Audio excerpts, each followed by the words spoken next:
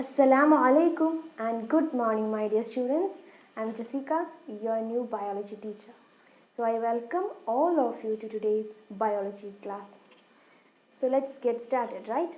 So, today we will be dealing with the very first chapter of biology, that is about the crop production and management. So, I think this word crop production will be new for you. Don't worry about that. We will discuss about what is crop, how these crops are produced and how they are managed in detail in this module. Okay, so I think all of you are sitting before me after having your wonderful breakfast, right? And you might had some delicious food like chapati, patiri, puttu, or some puris or some doshas and chutneys, right? And have you ever thought why you are eating the food or why you are taking the food? Have you ever thought about it? Yes, very good. For getting energy, right? So the energy from the food will be utilized by our body in order to carry out some functions like respiration, digestion or excretion likewise, right? Right. So you have learned already that we need, or all the living organisms need food for their existence or for their well-being. We need food, right? And have you ever thought from where we are getting this food? From the plants, very good, from the plants and also from the animals, right? We depend on plants for certain things like vegetables, fruits or grains like rice, wheat, etc., and also for the animals like for their meat or for fish, then what else, milk, egg, etc., right? So we the humans depend on both the plants and animals, right? So is the food is a problem of you and me? No, right? We all need food. That means we have to provide food for a large amount of people in our country. Then how can we provide the food for a large population? Yes, we have to produce the food in a large scale, right? We have to produce the food on a large scale in order to meet the requirements of all the people in our country, right? So for that, we need to produce the food in a regular basis, right? We have to regularly produce the food and we have to properly manage that food, and also we have to properly distribute among the people. Then only we can meet the requirements of the people in our country. Right? Right? Understood? Understood, students? Okay, so in this module, we are going to discuss about the crop production and the proper management of them and also the distribution of them. Okay, so we want to produce the food on a large scale, right? Then how can we produce the food on a large scale? Have you heard the term agriculture before? And do you know how this agriculture came into practice in our country? Right? So in history, you might have studied about the ancient people, right? So until 10,000 BCE, the ancient people, you know that they were nomadic, right? And those they will wander here and there or from one place to another in search of food and shelter. Okay. So and also they will eat the food in as raw. Okay, they will take the raw vegetables and fruits, and also they will hunt the animals for their food. Then later what happened? Later their population increased. That means the population of these tribal people increased. Then they faced the shortage for food. It is of course that if the people increases, the we will face shortage for the materials, right, or the resources, right? Likewise, they face a shortage for food. Then they thought about doing cultivation. Okay, so they cultivated their land with crops like rice, wheat, etc. That's how the agriculture was born in our country. So now the people in our country is following that culture, that is agriculture. And you know that India is a agriculture country, and also our economy is based on agriculture. That means majority of the people in our country are doing agriculture. What are crops? Crops are simply the same kind of plants cultivated in one area on a large scale. What is that? the same kind of plants will be cultivated in one area on a large scale. Okay, and that is called a crop. For example, if it is a crop of wheat, then the wheat will be cultivated on a large area on a large scale. Okay, so you might have seen these paddy fields and all, right? So there you can see only the paddy plants, right? And that is called a crop of paddy. Understood? So crops are those same kind of plants which are cultivated in one area on a large scale. Okay, now understood what are crops? So you can find different kinds of crops like cereals, vegetables, fruits, etc. Right? And also we can classify these crops into different types based on the seasons they are grown. Based on the seasons they are grown, we can classify these crops into different groups. Okay. You know that India is a geographically diverse country, right? We have some hilly areas, we have some deserts, we have some regions with a heavy rainfall, like that, right? That means the climatic factors like temperature, rainfall, humidity, etc. will change from one region to another, right?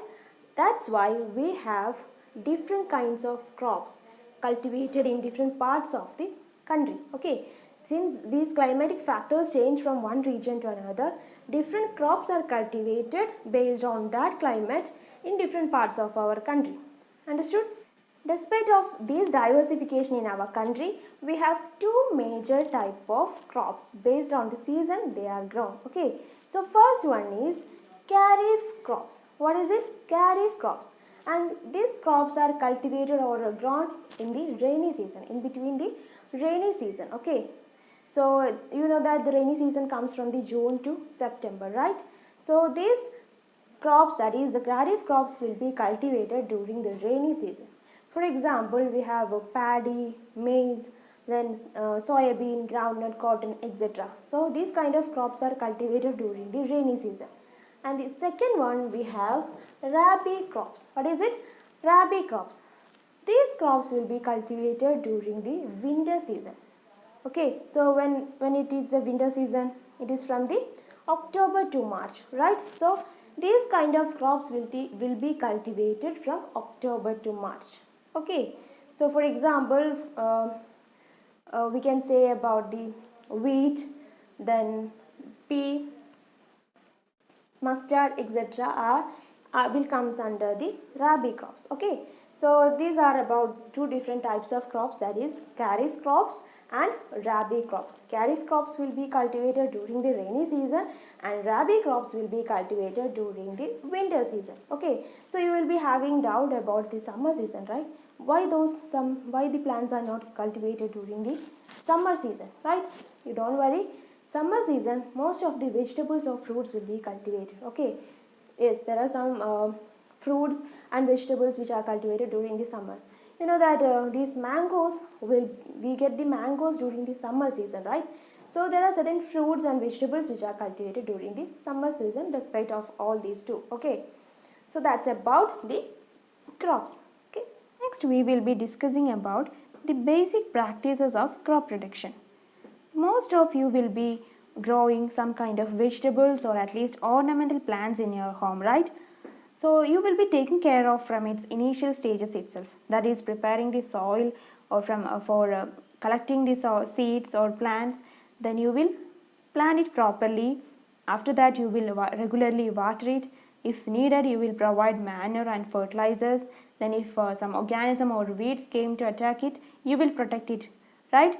Then if it is vegetables, you will harvest it on time. Likewise, cultivation of crops also involves several activities, and these activities or tasks are referred to as agricultural practices. That is agricultural practices. And these agricultural practices include certain steps, or we can say simply activities. So they are, first one is preparation of soil, then sowing of seeds, then adding manure and fertilizers, then irrigation, then after that protecting from weeds, harvesting, and finally storage. The first step during the crop production is the preparation of soil. Do you know why we have to prepare the soil before growing a crop? Because if we kept the soil without cultivating anything for a long time, the soil will get hardened. So that's why we are turning the soil or loosening the soil before growing a crop. And also, the loose soil will allow the roots to breathe easily even when they go deep into the soil. Do you know why does the loosening of soil allow the roots to breathe easily? Because the loosening of soil will aerate the soil properly and the air can easily enter the ground. That's how the roots are easily breathe while they are penetrated deep into the soil. Okay, further, the loosened soil helps in the growth of earthworm and microbes present in the soil. You have heard that the earthworms are called the farmer's friend. Why they are called as farmer's friend? Because these organisms will further turn and loosen the soil and add humus to it. Okay, then why the soil needs to be turned and loosened? Do you know why we need to turn and loosen the soil? You have already learned that in the previous classes, soil contains minerals, water, air, then some living organisms and also dead organic matters. So these dead organic matters and all the nutrients will be present in the soil. So if we loosen the soil, these all nutrients will come to the top layer of the soil, thereby the plants can easily absorb these nutrients. Okay, so do you understood why we have to loosen the soil before growing a crop? Right? Clear, students? Then, do you know the process of loosening and turning of the soil is called tilling or plowing. Okay, tilling or plowing, and usually this tilling or plowing is done by using a plow. Next, we will look at some agricultural implements or agricultural tools used during the preparation of soil. So before sowing the seeds, it is necessary to break the soil clumps to get better yield. Is it? So this is done with the help of various tools. The main tools used for this purpose are the plow, hoe and cultivator. First one is the plow. You might have seen this plow before, right? This is being used since ancient times for tilling the soil, adding fertilizers to the crop, removing the weeds and turning the soil. This is usually made of wood and it will be drawn by a pair of bulls or other animals. Most commonly in our country it will be drawn by a pair of bulls, right? And it contains a strong triangular iron strip called a plowshare. You can see that in this picture, right? There is a strong triangular iron strip which is called a plowshare. And the main part of the plow is a long log of wood which is called a plow shaft. And there will be a handle on one end of this shaft and the other end will be attached to a beam which will be placed on the bull's neck. Okay, and one pair of bulls and a man can easily operate the plow. You might have seen in this in films or in the pictures, right? A man and a pair of bull will be plowing the field. Is it? Then so next one is hoe. It is also a simple tool which is used for removing the weeds and for loosening the soil. It also has a long rod of wood or iron. Okay, and have a strong, broad and bent plate of iron which is fixed to one of its ends and act as a blade. Okay, you have this tool in your home and all. That is, it is mostly like a kaikot. Okay, your fathers and your mothers will be using it for agricultural or some farming purposes. Is it? This is also pulled by animals. I think all of you have understood what is a hoe, right? So next one is a cultivator. So nowadays the plowing is done by tractor driven cultivator. You all have seen this in the agricultural fields, is it? So this cultivator saves the labor and time. Next activity during the production of crop is the sowing. That means sowing of seeds. So sowing is an important part of crop production, right? Before sowing, we have to select good quality, clean and healthy seeds. And in the case of farmers, they always prefer the seeds which give high yield. Do you know how we can select a good quality seed? Do you know how you can separate a good healthy seed from damaged seeds? If I take, for example, if I take a handful of gram seeds and put it in a vessel and pour some water, after a few minutes, I can see that some of the seeds will be floating on the water. Do you know why? these seeds will be lighter because they will be damaged. The damaged seeds become hollow and thus lighter. Therefore, they will float on the water. So, this is the method for separating good healthy seeds from the damaged ones. Okay, so before sowing, we want to know about the tools used for sowing the seeds, right? So, first one is traditional tools. The traditional tool used for sowing the seeds is generally a funnel shaped tool.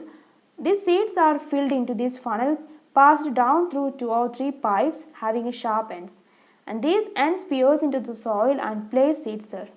You can see this in the picture, right? There is a funnel shaped structure and the seeds are filled into that funnel shaped structure, funnel shaped tool, and there are these will be passed down through 2 or 3 pipes having sharp ends. This end will pierce into the soil and it will place the seeds in the soil. Okay, so the second one is seed drill. Nowadays the seed drill is commonly used for sowing the seeds.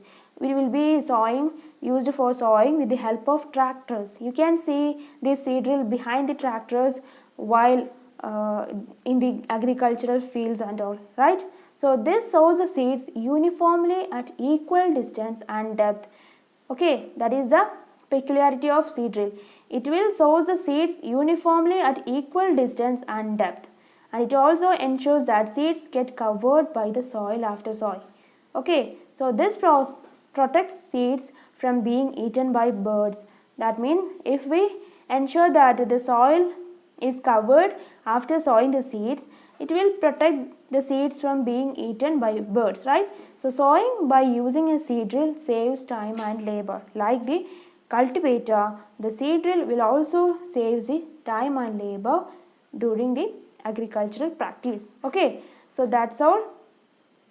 So we have discussed about 2 important processes, that is about preparing the soil and also sowing the seeds. Okay, so students, in this class we have discussed about crops, what are crops, and 2 different types of crops, that is kharif crops and rabi crops, and about 2 important activities during crop production, that is preparation of soil and sowing of seeds, right? So I think all of you have understood the topics well. You have to write down the notes and study well. Okay, so if you have any doubts, we will clear it in the live classes. That's all for today. Thank you all of you, and we will meet in the next class.